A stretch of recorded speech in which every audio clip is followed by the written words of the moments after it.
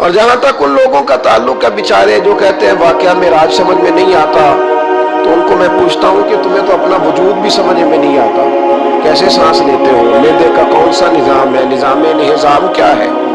جگر کہاں ہے؟ تمہارے وجود میں اللہ تبارک و تعالی جو چیزیں پیدا کی ہیں تو آج تک اپنے آپ کو نہیں سمجھ سکا، تو رب رسول کے معاملات کو سمجھنے چلا ہے۔ اپنی چھوٹی سی عقل کو اتنا پریشان نہ کر ورنہ تو الجھ جائے گا۔ کہتے ہیں جی سمجھ میں نہیں آتا جی کیسے گئے، کس طرح گئے، کیوں کر کے گئے؟ تو نبی پاک نے تو کہا ہی نہیں میں گیا ہوں، حضور نے تو بعد میں کہا ہے میں گیا ہوں، پہلے تو رب فرماتا ہے سبحان اللہ جی، جو لے کے گیا ہے وہ ہر عیب سے ہر نقص سے پاک ہے، وہ جو بھی بیان کرتا ہے حق اور سچی بیان کرتا ہے۔ ایک زمانے تک یہ جو دہریے قسم کے لوگ تھے نا، عقل کے پجاری، ایک زمانے تک یہ کہا کرتے تھے کہ حضرت سلیمان علیہ السلام کا تخت ہوا میں کیسے اڑتا تھا، 80 من اس کا وزن تھا تو وہ ہوا میں کیسے اڑتا تھا جی؟ کچھ لوگ اس پہ بیٹھے ہوتے تھے پھر بھی وہ ہوا میں اڑتا تھا۔ ہمارے اس زمانے کے علماء اس کا جواب دیتے تھے وہ تخت جی ہوا میں کیسے اڑتا تھا، بڑا اعتراض ہوتا تھا، بڑی اس پر باتیں ہوتی تھی۔ اب نہیں آپ سنتے ہوں گے کوئی بات، کیوں بلا؟ اب ہر روز جہاز اڑتا ہے اور اس تخت سے زیادہ وزن لے کے اڑتا ہے، 500 550 سواری ہوتی ہے، ہر سواری کا 2 من وزن بھی ہوتا ہے، اور جب پائلٹ اعلان کرتا ہے نا کیبن سے کہ ہم 38,500 فٹ کی بلندی پہ جا رہے ہیں، تو کوئی شخص اعتراض نہیں کرتا۔ اب چھوڑ گئے حضرت سلیمان کے تخت پر اعتراض کرنا، اس لیے کہ سارے اڑ کے آتے جاتے ہیں۔ اب ذرا ٹھہر گئے، اب یہ ٹینشن ختم ہو گئی کہ حضرت سلیمان کا تخت کیسے اڑتا تھا۔ پھر ایک نیا اعتراض شروع ہو گیا، الم تر کیف فعل ربک باصحاب الفیل، اتنا چھوٹا سا کنکر اور اتنا چھوٹا سا بابیل اور اتنے بڑے ہاتھی کو کنکر مارے تو اتنے سے کنکر سے ہاتھی کیسے مر جاتا ہے؟ بڑی پریشانی بھئی، کنکر چھوٹا ہاتھی بڑا کیسے مر گیا؟ پھر اللہ نے فضل کیا تو بندوق کی گولی ایجاد ہو گئی، کہنے لگے نہیں پریشر سے لگے تو ہاتھی ماری جاتا ہے۔ اب اس کے بعد دوبارہ اس بات پر اعتراض نہیں کرتے۔ پہلے کہتے تھے کہ انسان کیسے جاتا ہے، کیوں کر جا سکتا ہے، ممکن کیسے ہے، یہ مطلب کیسے ہو گیا، معراج کیسے ہوئی؟ تو پھر ایک بندہ چاند سے تو ہو آیا ہے، اور جس نے وہ بندہ چاند پہ اتارا ہے اس نے کہا ہے کہ یہ آخری منزل نہیں، اس سے آگے بھی انسان جا سکتا ہے۔ تو میرے مصطفیٰ کریم نے فرمایا تم تو اب جانے کی باتیں کرتے ہو نا، جہاں تک میں ہو آیا ہوں تم سوچ بھی نہیں سکتے۔ کوئی رہ فلک اتے یار گیا، کوئی جا سدراتے ہار گیا، ایک کالیاں زلفاں والا سی جڑا لنگ عرشاں تو بھی پار گیا۔ میں تم نہیں نہ جا سکتے، تم کچی باتیں، کمزور باتیں۔ اور ایک اور بات میں آپ کو عرض کروں، نبی کریم علیہ السلام کے لیے کام اتنا مشکل نہیں تھا جتنا قوم سمجھتی ہے نا۔ ہمارے اپنے کچھ نادان دوست ہیں، اپنی عقل چھوٹی ہوتی ہے تو اس عقل میں کیا کیا آئے گا، اتنی کچھ چیز ہوتی ہے اس میں اتنا ہی سامان آتا ہے نا۔ اپنی عقل چھوٹی ہوتی ہے تو بجائے اس کے کہ وہ ایمان لے آئے اللہ تک کی حکمتوں پر، وہ عقل کے ترازو پر چھوٹی سی عقل کو پریشان کرتے ہیں، چھوٹا سا دماغ ہوتا ہے، ہر وقت ٹینشن میں رہتے ہیں، وہ جی کیسے گئے، کس طرح کر کے گئے۔ تو میں کہتا ہوں نبی کریم کے لیے یہ مسئلہ ہی کوئی نہیں، حضور کے لیے یہ کوئی مسئلہ۔ حضور فرماتے ہیں میں تو اس وقت بھی نبی تھا، یہ ترمذی میں ہے، ترمذی ہے، سیاستہ کی حدیث ہے، یہ سمجھیں گے دین ہے، یہ عقیدہ ہے، اس کو سمجھا کریں۔ فرمایا میں تو اس وقت بھی نبی تھا جب آدم علیہ السلام کی مٹی گوندی جا رہی تھی، تو محبوب تو پہلے بھی ان سارے نظاروں کو جانتے ہیں، ہر چیز حضور کی نظر میں ہے، اور اس کے بعد بھی اس کے بعد کا جو ماحول ہے وہ بھی انوکھا ہے۔ بدر میں ایک عورت کا بچہ شہید ہو گیا، سیاستہ میں حدیث ہے، حضور کی بارگاہ میں آئی، نبی کریم منبر پہ بیٹھے آ کے عرض کرنے لگے یا رسول اللہ صلی اللہ علیہ وسلم میرا بیٹا جہاد میں شہید ہو گیا، مجھے بتائیں وہ کہاں ہے، اگر جہنم میں ہے تو میں روں گی، آہوزاری کروں گی، اگر جنت میں ہے تو میں شکر ادا کروں۔ حضور بتائیں، تو جنت دوزخ کا معاملہ تو قیامت کے بعد ہے، یہ تو دور کی بات ہے۔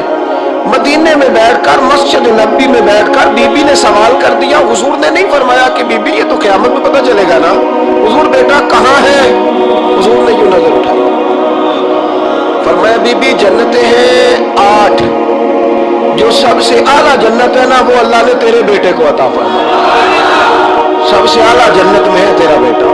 مرحوم آدم چشتی نے جملہ کہا تو انہوں نے کمال کر دی، کہنے لگے ایسا کوئی محبوب کہیں ہوگا نہ کہیں ہے، بیٹھا ہے چٹائی پہ مگر عرش نشی ہے. اور ایک جملہ اتنا شاندار ہے، اتنا شاندار ہے کہ میں جب پڑھتا ہوں تو میں مرحوم کے لیے دعا کرتا ہوں. انہوں نے کہا کہ تو جو چاہے تو ہر شب ہو مثال شب اسرا. محبوب اگر آپ چاہیں تو روز معراج ہو. تو جو چاہے تو ہر شب ہو مثال شب اسرا، اس لیے کہ تیرے لیے 2-4 قدم عرش بری ہے. تیرے لیے 2-4 قدم، تیرے لیے 2-4 قدم عرش بری ہے. اور کہنے لگے ہر ایک کو میسر کہاں اس در کی غلامی. اس در کا تو دربان بھی جبریل امی ہے. اس در کا تو دربان بھی جبریل امی ہے. اور ملتا نہیں کونین کو کیا کیا تیرے در سے، ایک لفظ نہیں ہے جو تیرے لب پہ نہیں ہے. نبی کریم صلی اللہ علیہ وسلم کے لیے یہ کوئی مشکل نہیں. جس طرح ہم الجھے ہوئے نا کہ مطلب کیسے تو کس طرح تو کس انداز میں، تو وہاں یہ کوئی کھاتا ہے ہی نہیں. حضور کے لیے تو 2-4 قدم ہے، جب چاہے جب چاہے. وہ ایک صاحب تھے مجھے کہنے لگے کہ وہ جی حضور تو گئے تھے، حضرت جبریل لے گئے تھے پروں پہ بٹھا کے. پہلے براق پہ گئے تھے، پھر حضرت جبریل کے پروں پہ، پھر رف پہ. ویسے تو نہیں نا بشر جا سکتا. میں نے کہا چلو مہربانی کرو تم بھی کسی دن براق پہ بیٹھ کے چکر لگا ہی آؤ.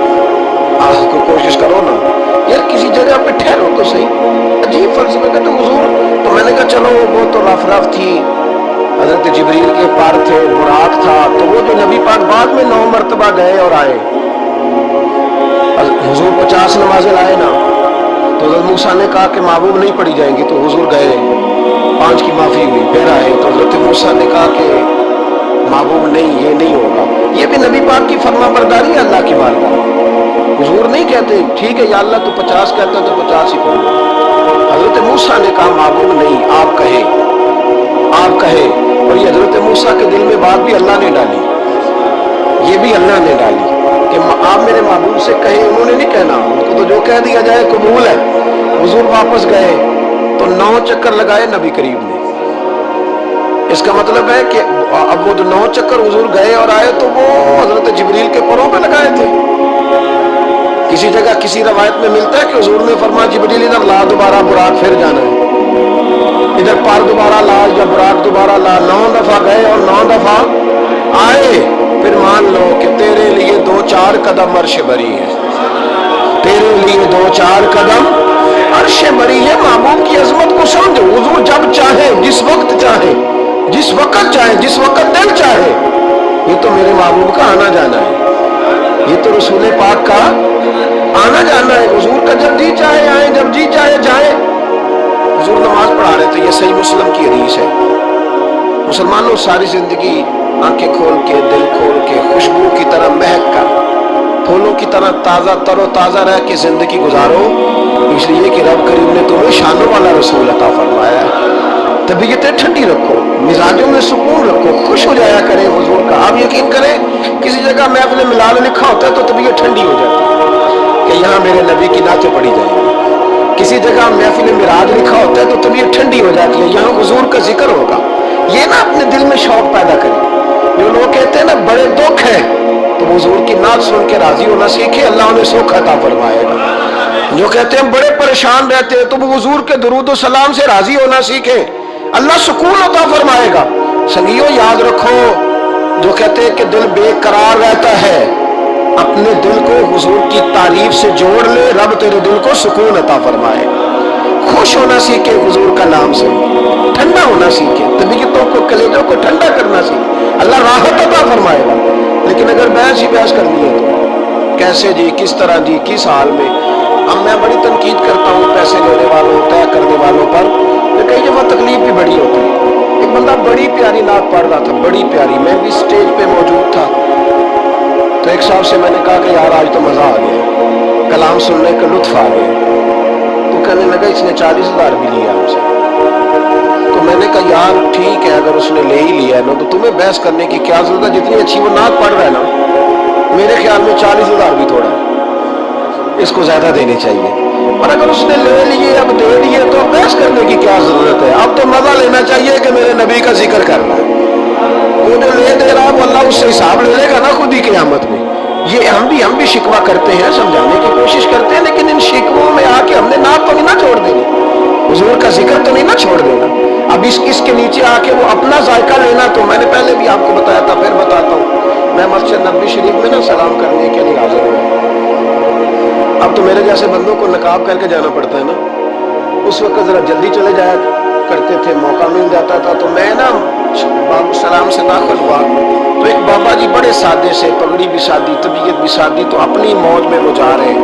नवाज शरीफ पे हाजिर हुए तो उसने कहा चल हाजी निकल, धक्के देते हैं ना, उनकी मौज है, वो धक्के दे रहे तो बाबा बड़ा राजी है। यानी तबीयत बताती है, जिसने राजी रहना होता है, जिसका दिल करता है राजी रहने को, अल्लाह तौफीक भी दे ही देता है। और कुछ बेचारे दुनिया में आए ही परेशान रहने के लिए, उनका प्रोग्राम ही नहीं खुश होने का, इल्ला माशाअल्लाह। उनको बड़ी टेंशन होती है, इधर से भी टेंशन, इधर से भी टेंशन। कोई हंस के मिला तब भी टेंशन, ना हंस के मिला तब भी टेंशन, परेशान ही रहते हैं, मिजाज बन जाता है। बाबा जी बड़े फ्रेश थे, बड़ी तबीयत ठंडी, उसने धक्के दिए, कहा चल हाजी अल्लाह। तो बाबा पता क्या कहते, तेरी खैर होवे पहरेदारा, ए रोजे दी जाली चुम लैन दे। तो कहा चल निकल, कहता तेरी खैर होवे पहरेदारा, रोजे दी जाली चुम ले। मैंने उस बाबा जी से बड़ी तरबियत ली, मैं जब भी उनको याद करता हूँ मेरा दिल बड़ा ठंडा होता है। फिर उसने तीसरा धक्का दिया, चल निकल। बाबा फिर कहता तेरी खैर होवे पहरेदारा, रोजे दी जाली।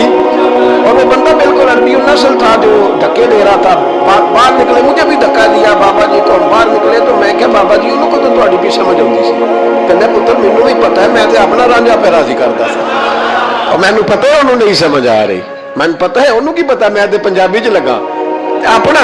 तो भाई जिसने रांझा राजी करना है ना, उसने रांझा राजी कर ही लेना है। मैंने ऐसे लोग भी देखे हैं जो छोटे से बच्चे को खड़ा करके कहते बेटे मौला जा सल्लल्लाहु अलैहि वसल्लम आता है, चल सुना मेरा पुत्र। वो बच्चे ने उसको कसीदा सुनाया तो बाबा जी 10 रुपए दे के अपना रांझा राजी करके निकल गए। जिसने इतराज करना है वो सारा दिन इसी चक्कर में पड़ा हुआ है, 50 लिया 40 लेंगे। तो भाई तू वो लेता है ना, तो उसको जान छोड़, तू ये देख के तेरे महबूब का जिक्र करता है ना, तू रसूलुल्लाह की बात सुन। अब सुनना तो इन्हीं से है ना, हम दुआ करते हैं अल्लाह इन्हें भी तौफीक हिदायत अता करे, ये पैसे लेने वाले सियाने हो जाए, और सारे लेते भी नहीं, तू उनसे सुन लिया कर जो नहीं लेते, सुन तो सही ना, अपना रखना तो राजी करना, शौक तो बेदार कर, तबीयत में ठंडक तो पैदा कर। मेरे रसूल करीम अलैहिस्सलाम की जो शानें हैं, हुजूर की जो रिफतें हैं, नबी पाक की जो बुलंदियां हैं, रसूल पाक की जो हुजूर को अल्लाह ने इकराम दिया है, वो गुलाब की तरह तबीयत को महका देता है। जब हम चीजें पढ़ते हैं तो तबीयत ठंडी हो जाती है। हमारे हज़रत साहब का तरीका था, कोई हुजूर की शान वाली रवायत पढ़ते ना तो रात को किताब पे निशानी लगा ले, और सुबह ना वो किताब पकड़ी होती तो कहते इधर आ भाई, ये देख क्या लिखा है कादी यार साहब, ये देखो क्या लिखा है कि नबी करीम अलैहिस्सलाम ने फरमाया अल्लाह ताला क़यामत के दिन मेरी सिफारिश पर ना 70,000 उम्मतियों को बगैर हिसाब किताब ही जन्नत में दाखिल कर दे। यानी उनसे खड़ा करके पूछेगा भी कोई नहीं कि क्या किया, क्या 70,000 बगैर हिसाब किताब। ये देखो कितनी शान वाली बात। तो वो ठंडा करना चाहते थे ना अपने दिल को, तो उनके दिल ठंडे हो जाते थे। एक बात सुनना तो तबीयत फूलों की तरह महक जाती। एक हदीस पढ़ते थे तो उसी के सुकून में रात को सो जाते थे। प्रोग्राम बनाए कि हुजूर की जब तारीफ हो, जब मौका हो तो फिर तबीयत ठंडी हो।